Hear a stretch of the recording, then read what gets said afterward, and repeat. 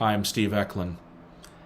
Today I want to talk about something important, and a series of events have precipitated why I want to talk about this particular word in our lives.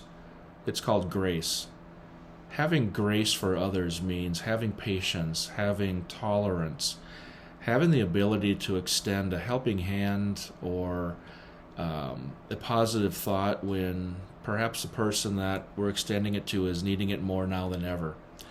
You know, there's a saying that I used to use when I was in management with my sales teams and with all of my managers. And I used to ask them a question in meetings of when do people need to be encouraged? You know, and you get varying answers from the managers. And I used to say, when they're breathing. That's when people need encouragement, is when they're breathing. You know, the other day I had a friend of mine, haven't seen him in a long time, and we've probably made 5 or 6 attempts to get together after work, meet up at a sports bar, and just catch up. And we worked together for a number of years until about 20 years ago when his career moved on in one direction and mine went in another. And we've met a couple times since then, but over the last 4 or 5 years, every time we had scheduled time to meet, he would at the last minute not be able to make it. Something had come up, I'd get a text, I'd get a call, but there was a reason that he couldn't make it. And, you know, did it perturb me? A little bit, but I didn't think any less of him. I didn't feel like the heck with it. I'm not going to schedule time with him anymore. If he can't show up, then I'm not going to bother. I never went down that road. And we talked a couple of weeks ago, and we're getting together soon. And he said, you know, I got to share something with you that I don't know if you know about.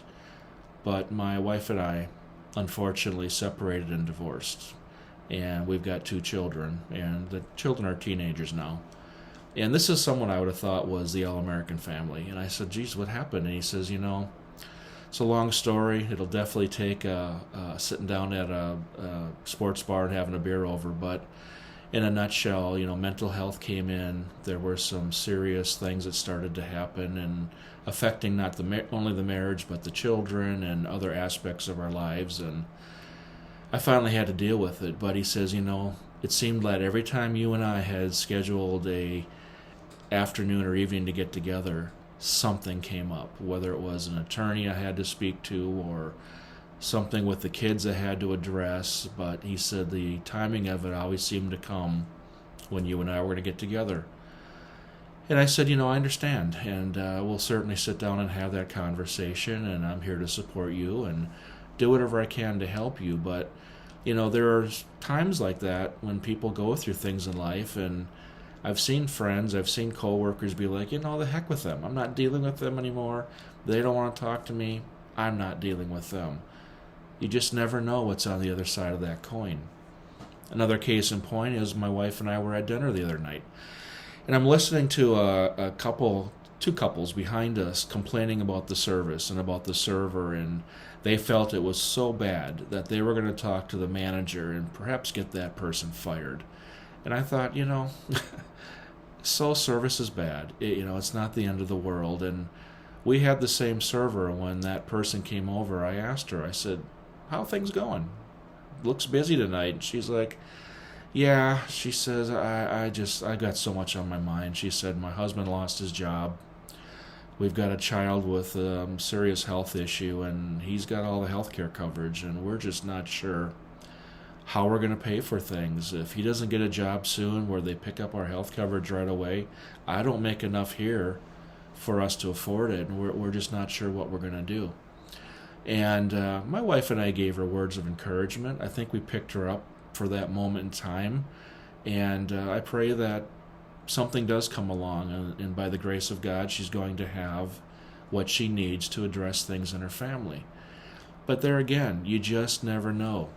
I'm going to admit something here that I hate to admit. I'm not a patient driver.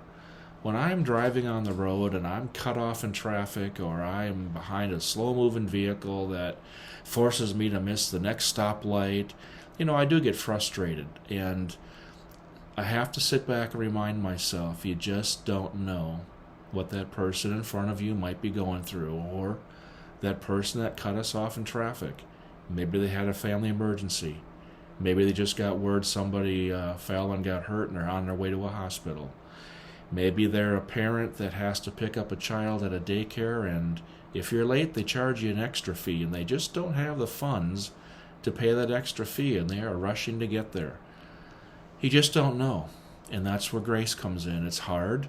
At times, you're so caught up in the moment and mad, you just feel like you can't give that grace, but you have to.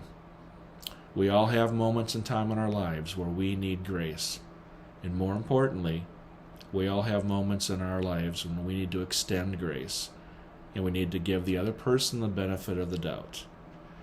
So if nothing else today, think about that the next time you run across a situation that doesn't quite go your way. You just may not know what's going on the other side of the coin for that person that you're dealing with. Have a great day.